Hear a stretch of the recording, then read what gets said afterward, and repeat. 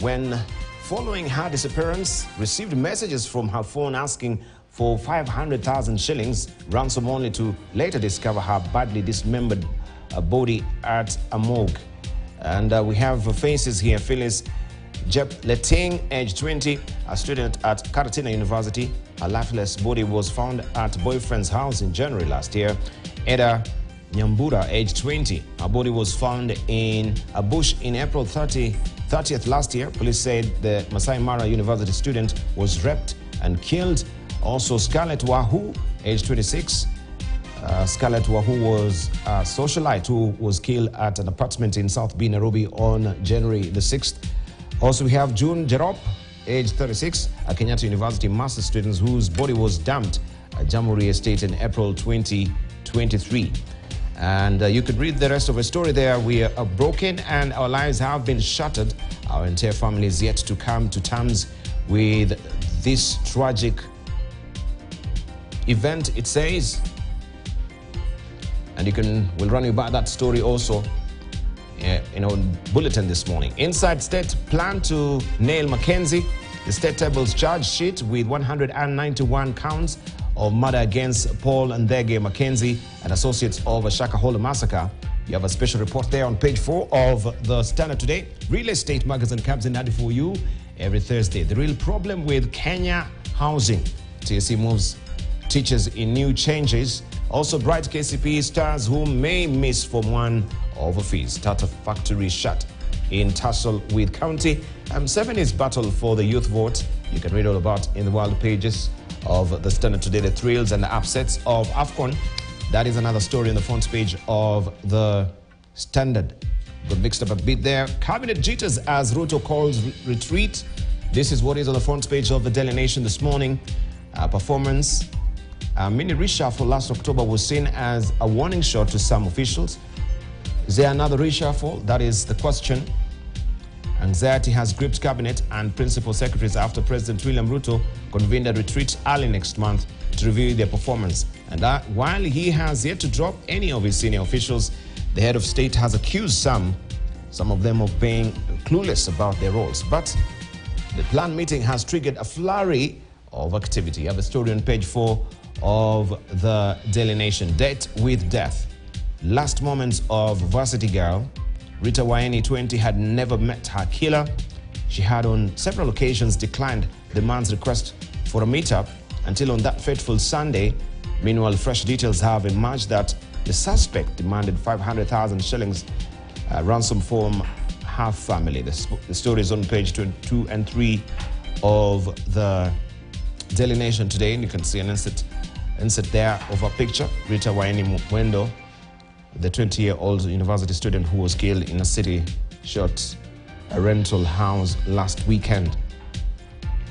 Machogu rules out school fees increase, stick to official rates. Principals warned. Direct Dubai Mombasa flight to boost tourism. Fly Dubai's inaugural flight touches down at coast. And also 3,500 households face eviction from city estate. I don't know why it's jumping. This is a property, right? It's a property row there. I think there's a typo there on the sidebar.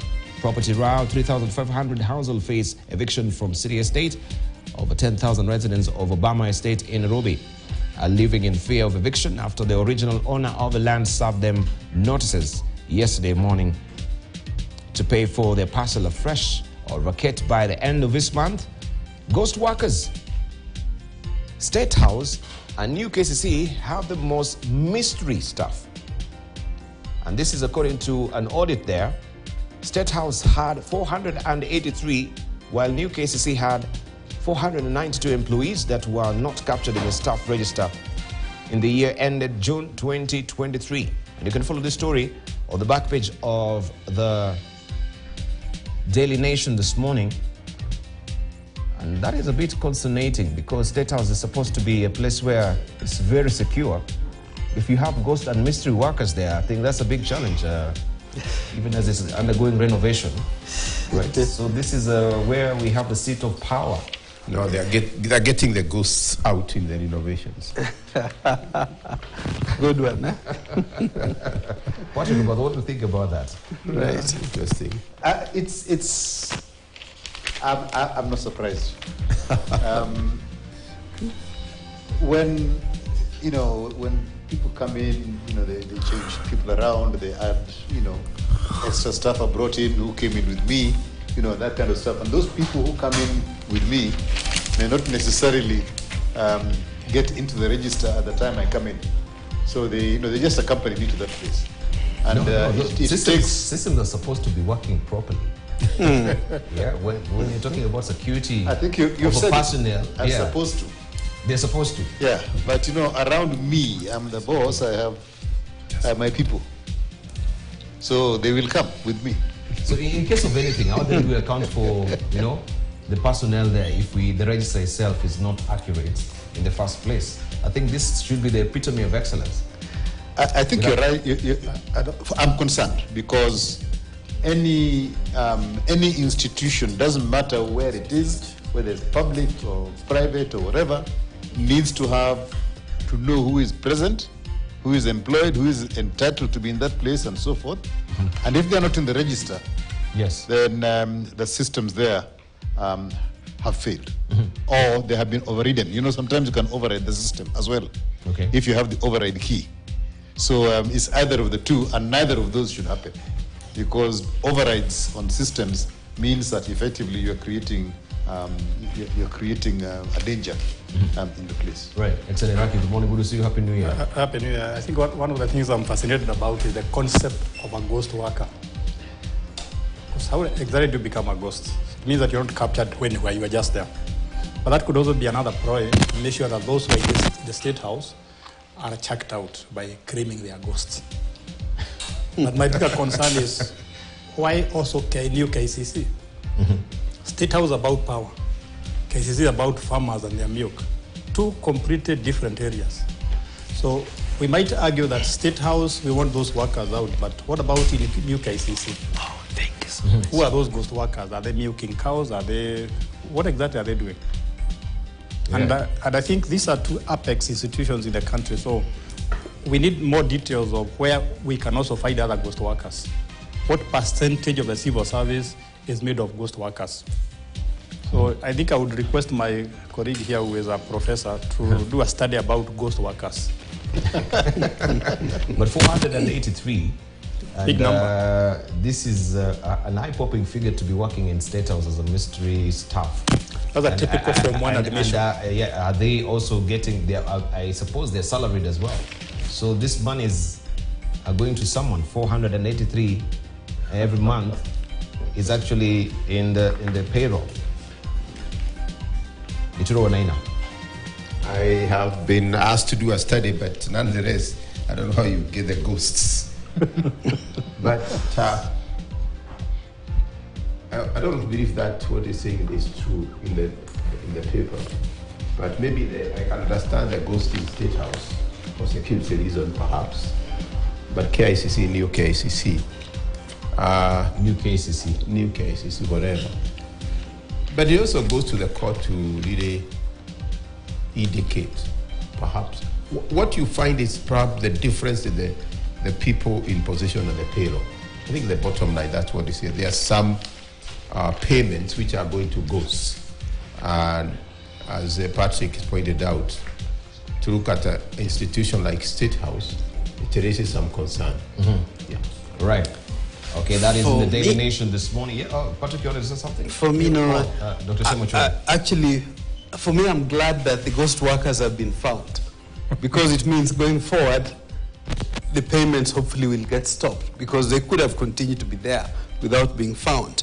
But the aspect of, particularly the ones at State House, what are the security implications when you have the ghosts? Indeed. Yeah. That's the biggest question. Right. This is the Daily Nation. You can grab a copy for yourself or to get the details of that on the back page of the Daily Nation. And, well, my system seems to be jumbling up the dailies as I've arranged them. Also, you have Mother Family Tales of Ambitious Rita Waeni, a fourth-year JKU art student, met a known man on social media days before her death. You have the story on page 4 and 5. And Justice for Mwendo, the murder suspect, is captured by CCTV. You can see him here. Right, also is Rita Waini Mwendo, who was found murdered in Roysambu and a body cut into pieces. Beat rivalry as Omolo Owalo seek to turn Raila tide. And you can see that battle for supremacy there, aiming high, ICT CS, Eludo Owalo and Interior CS Raymond Omolo. Also, we have ODM leader Raila Odinga with party delegates welcoming Fred Wetangula, who ditched UDA and joined ODM in Bungoma yesterday. HIV in the streets, medics warn of crisis in Eldoret. Young people have some of the highest new HIV infections rates, but the situation is worse if they live on the streets. Researchers say girls living on the streets of Eldoret could be dying in high numbers. An end of run. How 2 Nigerians were deported to US for fraud trial, also tucked away inside today's Star. Suppliers agony as Oko-led pending bills team missed deadline. That is what you can follow on page 7 of the Star this morning. This is also the editorial too that we have. Air Tanzania and Air Kenya, they have been slugging it out. As you can see, the arm wrestling is ongoing there. As this been sorted, we'll run you by this particular story. And we've just been talking about the diplomatic tiff that is happening so far, and how also in the region, Kenya seems to be losing its favor as far as trade is concerned.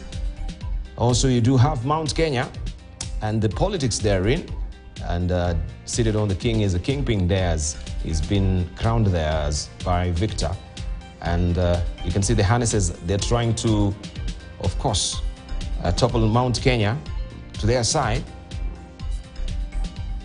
This is what Victor has drawn in today inside the Daily Nation. Victor Onaino, you want to decipher this? The strings are almost getting snapping, actually. Snapping somewhere. They're threadbare right now. Yes, it's interesting. I listened to Sabina Chege. She had almost 2 hours in, I think, to a certain station, the K24. They had something 47. And it's interesting how she looked at it. I think at the end of the day, and even the governor of Nyeri, you're talking about, I think we are wasting valuable time in terms of who should be the leader of Mount Kenya or not. And I go back to the economic bloc. If we have somebody perhaps looking Mount Kenya as the economic bloc, because it's one area where you're having a lot of challenges in terms of even wealth creation, the farmers, the pobe, mabayanini, coffee, shida kubwa. I think it's a bit childish, in lack of better word, whether it's Shang or the other fella, Shagwa or this other fella. But nonetheless, he, the man of the shareholders, he probably hasn't come very strongly. It hasn't come very strongly as to demonstrate that leadership in central Kenya. Yesterday was a very interesting tweet from David D. I don't understand, and he was saying that he has never seen Uhuru do harmless thing like what he was doing the other day, playing golf. And he should continue doing that. But what was interesting is, if you look at the leadership, he still have a lot of strong in that part of the central Kenya, Uhuru. You know, and there's a joke in town that if he called a meeting today in Nyeri, you probably see a lot of people. If the one pulling the strings called, you see the difference. I think what happened in Nyahururu was a very good indication of what the mountain is saying about the leadership in that in this country, and particular the deputy. Right. And I hope those strings will do the job. Hopefully. What's All right. the job meant to be? Okay, Ex-Iraqi, I want to see how you interpret it. It's also from the mountain. I hope that has nothing to do with the fact that I have some genetic interest in that area. but I see it in a different way. In the military strategy, if you defeat an enemy, you must make sure that you scatter his troops. So you don't defeat Guy and then you let them assemble again. So politically, when you see the Deputy President, Didi Nyoro, being fronted as possible candidates for that position, you are seeing 2027. So keep those guys fighting. As they fight, then you can consolidate your strategy. So I see it as pure politics. It doesn't matter whether it is Nyoro, whether it is the deputy president. Why are we not having such contest elsewhere? Why this particular deputy president position? So I think it's a question of disorganizing people politically. They keep themselves busy as you plan for 2027. Right. Okay. I want to go to Engineer Patrick Obath there, unless you have been following this. They can compare with the rake. Maybe you can. Maybe it would be more apropos for you to really talk about what is happening, bitter rivalry as a Molo or Alo. Yeah, there's something about the lake actually. Yeah, what is happening also on the lake side there, aiming high. But you can talk about the mountain first. Patrick. I mean, I think there's a stark contrast between the two places. When you look at the so-called kingpins that are being replaced, those are people who have a legacy. They've come in, they rose through the ranks and got to the space where they are in through the grassroots mobilization, one way or another. Or they happened to just be at the right place at the right time. And I'm just trying to look at Uhuru Kenyatta and Raila, the two of them together, right? Raila came through the trenches, did all his stuff, mobilized people, and he was revered as a fighter. That is what, yeah, and rode on the back of his father's name. And when you look at the former kingpin, quote, in the mountain, exactly the same thing, right? Only the kingpin in the mountain didn't come from the trenches, right? He just rode in. I mean, he was in the right place at the right time and came in. He had his political spats. He lost here, and whatever it is, he was, you know, his head was touched, and eventually he made his way up and came in. So when you start saying, now fighting to say you are the kingpin, I think it's unlikely you will ever make it. Yeah, because being a kingpin is something that is sort of involves all the people around, you know, in the area that you're trying to become the kingpin of, and they've got to, you know, they've got to relate to you, and that doesn't come by declaration. It comes by constant action. It comes by results. It comes by all these activities, right? So, in contrast to, you know, to the mountain, in the lake, the two people who are sort of being touted there are trying to do a lot of things in that area, in their name, yeah?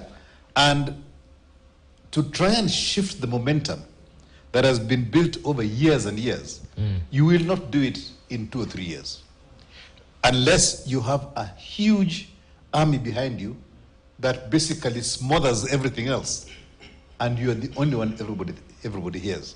So even in the lake, I mean, there's, you know, you've got to shift a whole lot of water before you can actually get to the bottom of what is going on in that place. It's a whole tectonic shift. Yeah, it's not going to be that easy.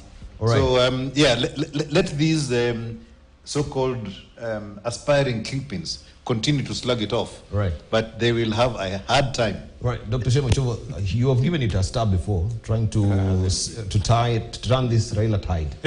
Maybe you can tell us the experience, and now also maybe these two. And why there are no queen king queens, only kings. Well, Edebal, you know, there's the saying that politicians worry about the next election. Leaders worry about the next generation. What's clearly showing is that we are talking about politicians rather than leaders. I think we have no shortage of politicians, good and bad. What Kenyans are grave shortage of is good leaders. And we may not need to stop just at the mountain and the lake. You know, even in Kisii, there's been the battle between the governor and an MP. For me, I think I wouldn't have minded if they were battling, outdoing each other in terms of economic development and growth. But I think for me, this is all misplaced. Because particularly for the lake, what's sorely needed, because it's part of the country that has been ignored, maybe from independence in terms of economic growth. To give credit to CS Owalo and PS Omolo, I think they're trying to get some form of development. If only it would go beyond giving food distribution and famine relief and be tangible, concrete development, I wouldn't have a problem. But 2027, in my view, is still pretty far.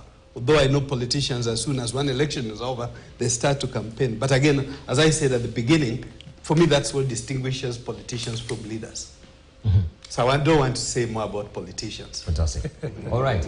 Now, the identity of the young woman who was brutally murdered in Roysambu, Nairobi, has now been revealed. Fingerprints obtained from the body and family statement of the media has confirmed that the body is that of the body, I should say, is that of a 20-year-old Rita Waini Mwendo.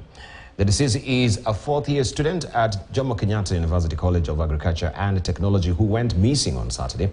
And as our reporter, Odi Francis, now reports, the killer demanded a 500,000 shillings ransom before and even after the murder of the young girl.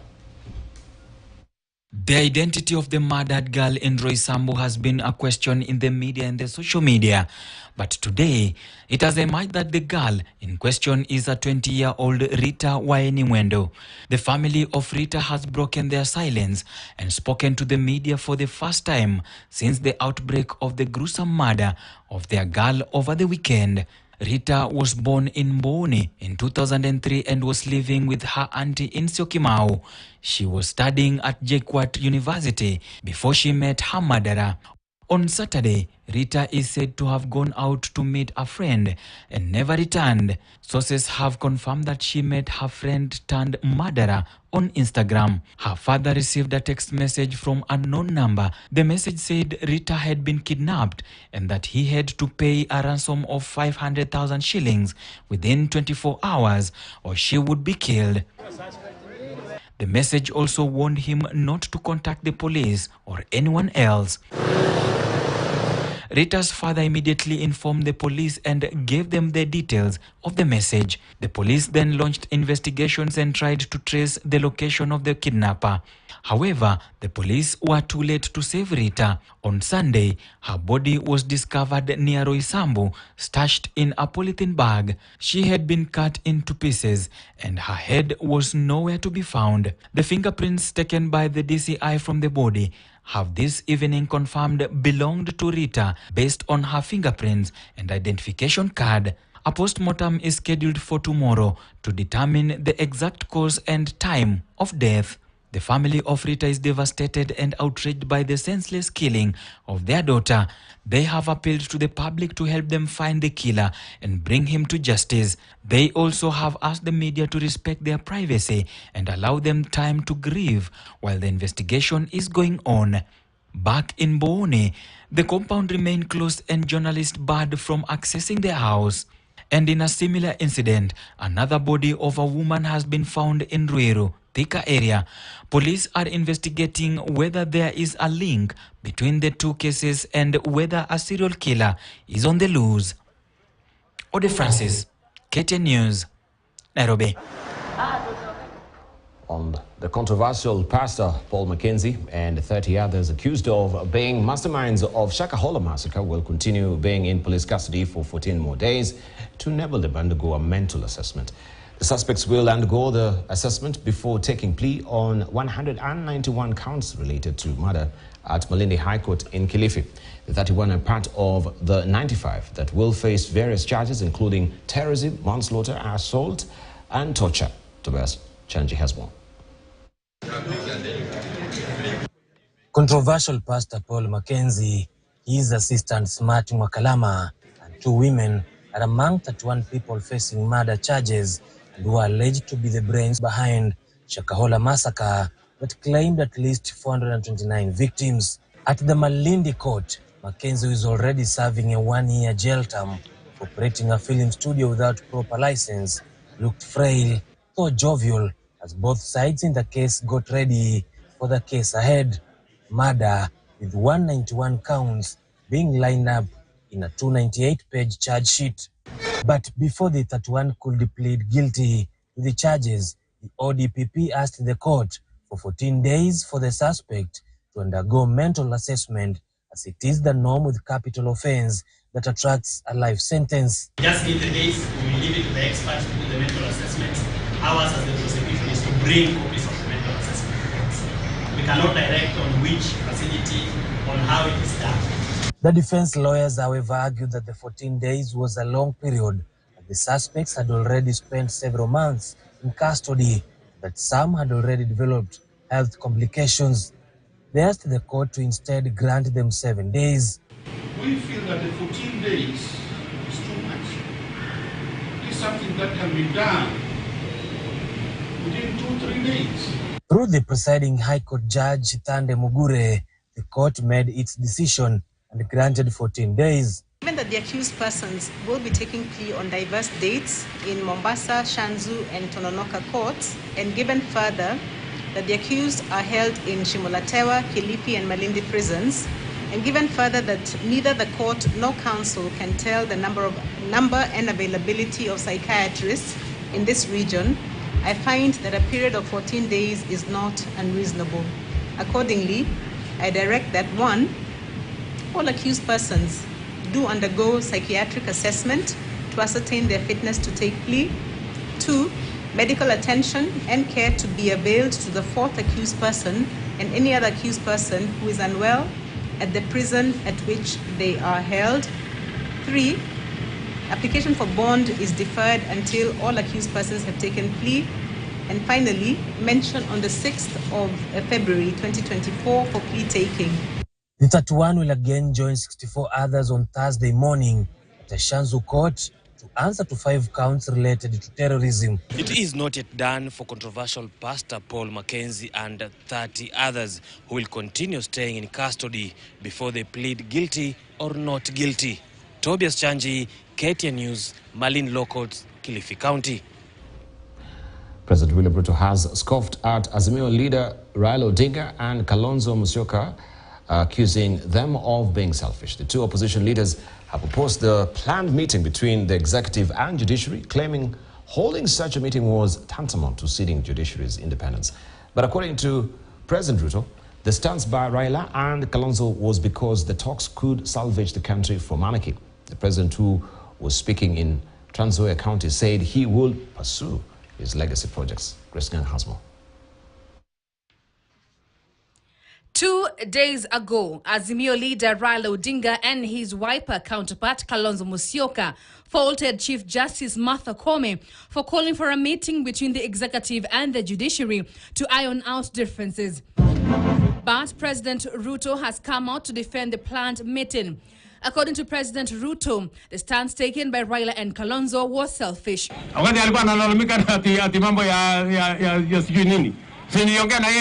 Mbona hataki mimi niongee na wengine? Kwani Kenya ni yake peke yake? Hoaje hiyo mchezo. Sio kama tunaelewana. Na unajua hawa watu matapeli wameenda kutafuta viongozi wengine ndio wawe watetezi wao. So these people, those who are opposed to any conversation amongst Kenyan institutions so that we can sort out the challenges that face development in our country. But you, who is the spokesperson of cartels, pretending to be speaking on behalf of the judiciary, you are now telling us that you do not support dialogue. According to the opposition chiefs, a meeting between the executive and the judiciary was a trap by the executive that could interfere with the independence of the judiciary. The two argue that Lady Justice Martha Koome should not meet President Ruto to ostensibly resolve the current bad blood between the two. They're meeting to discuss issues to do with governance within the judiciary. Well, the president should restrict himself to governance within the executive. Do you think it is undermining the independence of the judiciary? It not only undermines the independence of the judiciary, it raises serious suspicions. Ruto, while in Kitale Wednesday, repeated his earlier accusations that cartels were out to frustrate his development agenda. Ni wakora wachache wamezoea kwa sababu walikuwa naiba pesa ya CDF, ya NHIF. Na kwa sababu tumeweka sheria mpya. Hiyo sheria mpya, huyu Magufuli atawaambia. Hiyo sheria mpya ni ya digital. Kumaanisha hakuna tena mahali mtu anaweza kuiba pesa ya NHIF. Sasa wakora wameungana. On the court cases that are a make or break for his administration, the president reiterated that nothing will stop him from implementing the housing project, arguing that his mandate is to create employment for Kenyans. Ajaambia mahakama yoyote imuondolee kesi za housing ama za UHC. Ameuliza haki ifanyike kwa Wakenya wa kawaida. Isiwe ni kazi ya kwenda kuhonga judge, kupea wakili pesa, ama ukitaka kuhonga judge unapeleka pesa wapi? Nyinyi mnapelekea nani? Ati mnapelekea nani? Wale wa LSK. Wale niliona wakifanya ati maandamano. While in Trans Nzoia, Ruto commissioned the Kiptogot Water Project and the ICT Hub. Grace Ganga, KTN News, Nairobi. Meanwhile, Azimio leader Raila Odinga has reiterated his reservations with Chief Justice Martha Kome's proposal to have a meeting with the executive. Speaking, I should say, in Bungoma County during the ongoing party's registration exercise, Raila said the move was tantamount to ceding judiciary's independence. The party is in a rush to broaden its base ahead of its internal election next month.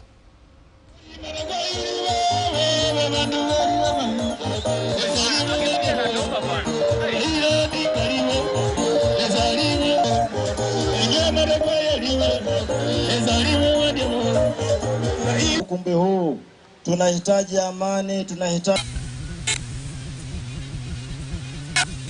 ati wewe nasema njoo sisi tuongee. Na yeye sasa nasema mimi nakubali sasa. Tuende kwa pamoja, tukae pamoja. Bwana, hiyo hatutaki. Hiyo hatutaki bwana. Wewe simama imara bila unisema ati mahakama iko independent. Mahakama inatoa uamuzi kulingana na sheria na katiba ambayo iko pale. Wewe ulipatiwa katiba ya nchi. Usiogope kitu chochote, hauhitaji kuzungumza na mtu yoyote. Sasa hii mambo unatuambia unataka kwenda kufanya mazungumzo kwa sababu wamekutisha. Hiyo vitu uachana naye. Wewe uko na katiba, na chini ya katiba Wakenya walikupea nguvu. You are a president of an arm of government. You don't sit down. Na mimi nawaambia hakuna mazungumzo kati ya fisi na kondoo. Si mnajua hivyo? Nao viongozi ambao wako huko wanasema nini? Na watoto wetu wanabaki nyumbani hawasomi. Kwa sababu wanasema pesa hakuna, lakini wameweka ushuru juu. Hiyo pesa wanapata kwa ushuru hiyo iko juu, wanapeleka wapi? Now, Cabinet Secretary Musalia Mudavadi has affirmed Kenya's commitment to work with all member states in strengthening the East African community's integration and prosperity. Mudavadi, who is also the Foreign and Diaspora Affairs Cabinet Secretary, has said that all member states must rally together and envisage the EAC's vision, which relates to a prosperous, competitive, secure, stable and politically united East Africa for the regional unity to be realized. Mudavadi spoke as he met with his Tanzanian counterpart, Dr. January Makamba, on the sidelines of a ministerial meeting of the Non-Movement Member State Summit happening in Kampala, Uganda. The two ministers agreed to pursue extensive bilateral engagements as a measure of strengthening and advancing the foreign diplomatic policies of Kenya and Tanzania. The meeting happened a day after the aviation restrictions controversy between Kenya and Tanzania was resolved following diplomatic engagements between Mudavadi and Makamba, aided by transport ministries of both countries. It's allowed by law, but you hide and seek, So then we, from what we hear, is that everybody knows this time around it's Rwanda, and there is excited at that particular point. So I thought I should bring it to your attention. I'm glad that. Yeah, it's a trend subcommittee here. So let's have the evidence that we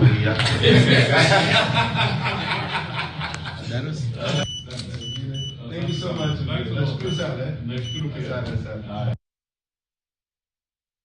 Safina Party presidential aspirant and businessman Jimmy Wanjigi has hit out at President William Ruto over high taxation and high cost of living. Wanjigi says Kenyans continue to suffer due to the harsh policies being undertaken by the government. He lashed out at President Ruto for failing to heed cries of Kenyans. He was speaking in the burial of late Lydia Wanjiru Njuguna, the mother of former Mwea MP Peter Gitau.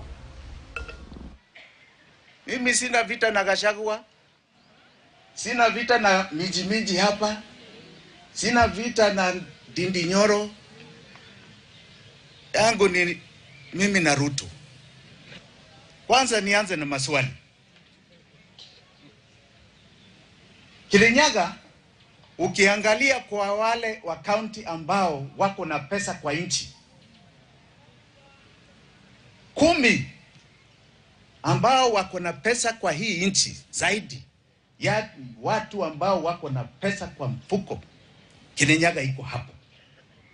Na watu wetu wa Mount Kenya, kwa hizo makaunti 10 za wale ambao wako juu, mujue 7.5 ni sisi. 7.5 ni sisi. Nusu ni Nairobi. Sawa sawa? Haya. Yani, ukisikia mambo ya ushuru, sisi ndio tunatoa. Wale watu ambao wanaumia zaidi ni watu ambao walimpatia kura. Angeingia kama si nyinyi. No, niambie vizuri. Angeingia urais kama si kura zenu. Siski.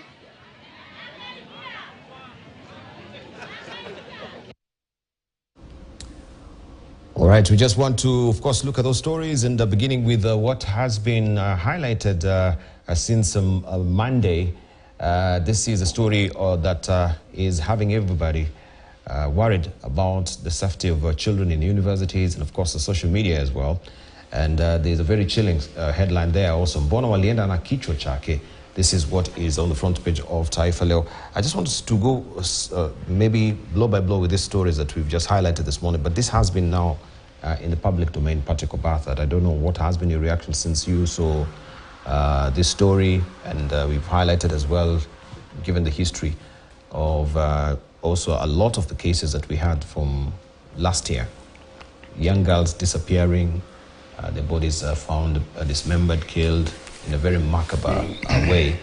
We have professors, 2 of them here. They will tell us as well what is happening with the security of our students once we release them to our university. I think I am deeply concerned at all these incidences that we are seeing of people being lured, either willingly or under false promises or whatever it is, into places and then being abused and even killed. I mean, the ones who are abused are probably a lot more than the ones who are killed. The killing you can't hide. But the ones who are abused and are traumatized and are not able to speak and so forth, if you go below that and open up that discussion, you probably find that there is a lot of people in that space. And the common thread around that is 1, social media, and 2, access to places through technology. Right? You're talking about Airbnb, booking online, doing whatever it is, and so forth and so on. So in a way, we look at the ecosystem in which these people are existing. There has to be some education around the understanding of the opportunities that that ecosystem gives, but also the pitfalls that that ecosystem exposes people to. And that education is important because social media now has become the end thing. People go in there, they sort of, people build careers in that place. You have all these influencers, you have bloggers, you have whatever, everything, people in that space. And that space is very attractive. And when people get into it, they think that they have arrived, especially when there's a lot of interaction between the people in that space and yourself. And yet, you do not know what those people are. You do not know who they are. You do not know what they can bring. You do not even know. You cannot verify what they offer. If you remember the blue tick that was put there by Twitter some time back, that was supposed to be a kind of a mechanism for verifying that the people who were doing certain things on that platform were actually trustworthy people. So I think the fundamental problem has to be looked at. This is, what you're seeing here is, I believe, the tip of the iceberg of a lot of things that are happening below what we are seeing. And this whole interaction on social media, which is in a way uncontrolled because it is willing people in an open platform that even parents sometimes can't get into. You know, before, if you went on a date, you know, you'd take off and you'd jump into a matatu, you'd go somewhere, and you'd sit in a place, and hopefully somebody will turn up, and you've probably been telling your friends about it. Here, you are on your device, and you're having these conversations, and you take off, right? And the checks and balances are not there. So I think what is happening here is of a real concern, but I think we should look below the incidences that have happened, and it's showing a very worrying, for me, situation around this whole utilization and the spread and the idolization in a way of social media. Right? It offers a great opportunity to do a lot of things, but there's a lot of people who are being attracted into it, going into it, that might cause them a lot of harm, because all the same people who have been, we've been afraid of, normally psychopaths, what have you, all these guys, they're in there and you can't tell. But in previous times, if you went somewhere, you'd meet somebody physically, you can have that, your antenna can come up because you're eye to eye and you see something and you can run away. But now, that is not there.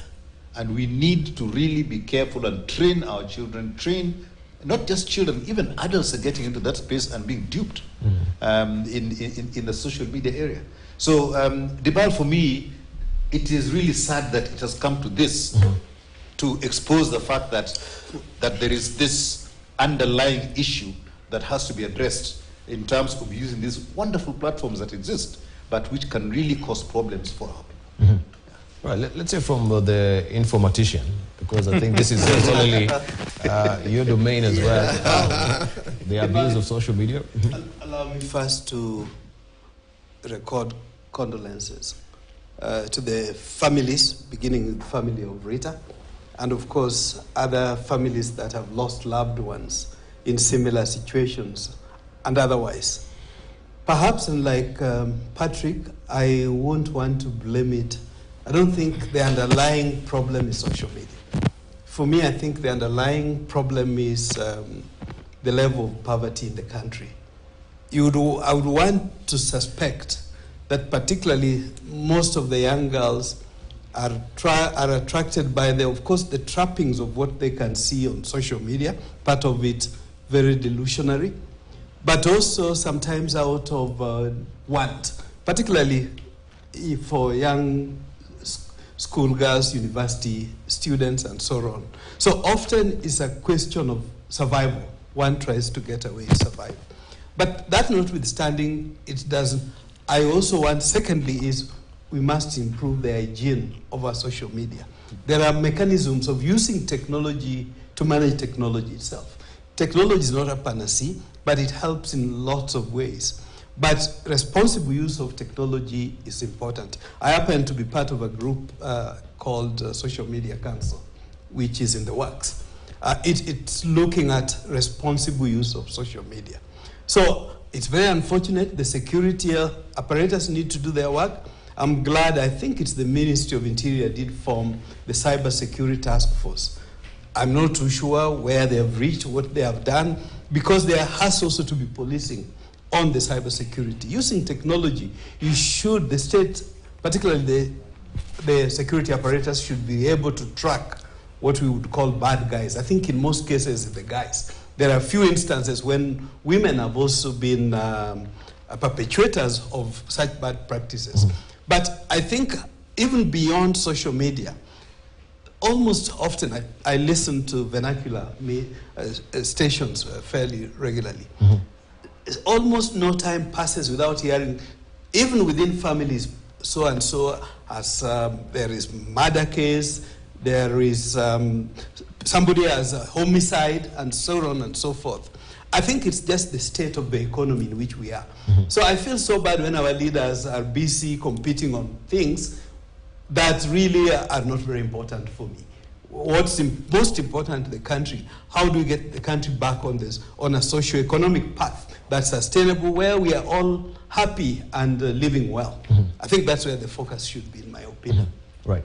I think it's just ticked up to 7 o'clock. We want to take a short break, then we shall hear from ex and Iraqi on this as well. And also Professor Gituro Wanaina, just to chime in on this. It's a worry when we have such insecurity in our country as far as social media is concerned. Sometimes you might feel that is way beyond you and what you can do.